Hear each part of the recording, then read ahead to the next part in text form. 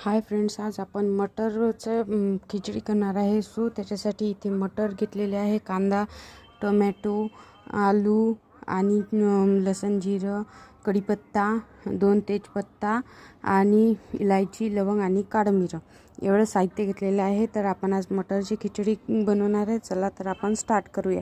कुकरमध्ये तेल गरम करण्यासाठी टाकून दिलेलं आहे. तेल छानपैकी कडकडीत गरम करून घेऊया. माझ्या चॅनलमध्ये तुमच्या सर्वांचं स्वागत आहे. तुम्हाला जर माझे व्हिडिओ आवडत असेल तर प्लीज सबस्क्राईब करा आणि लाईक करा, शेअर करायला विसरू नका. तेल छानपैकी गरम झालं, त्याच्यामध्ये आपण मोहरी टाकून घेऊया. मोहरी छानपैकी तडतडल्यानंतर त्याच्यामध्ये आपण कढीपत्ता टाकून घेऊया.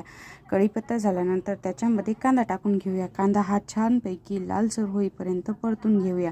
त्याच्यानंतर या मिश्रणामध्ये आपण आलं लसणाची पेस्ट टाकून घेऊया आणि आपल्याकडे जो कढीपत्ता होता आणि एक लवंग, मिरं आणि विलायची ते पण टाकून देणार आहे आणि छानपैकी तेलामध्ये परतून घेणार आहे. आपला जो आलं लसणाची पेस्ट आहे ही छानपैकी तेलामध्ये शिजवून घेऊया.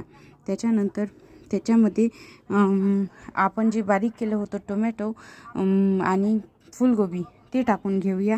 आलू पण, आणि हे सर्व मिश्रण छानपैकी तेलामध्ये 5 ते 10 मिनिट होऊ देऊया.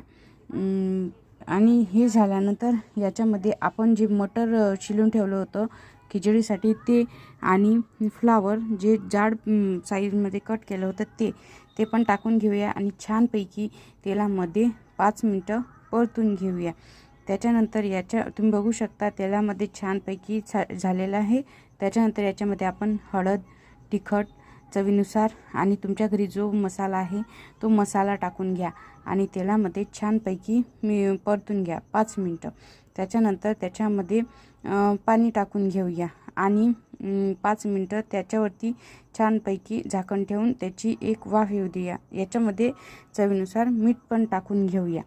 मीठ टाकल्यानंतर त्याच्यावरती झाकण ठेवून देऊया. इकडे मी खिचडीसाठी अर्धी वाटी डाळ घेतलेली आहे आणि 1 वाटी तांदूळ घेतलेला आहे. तुम्ही बघू शकता.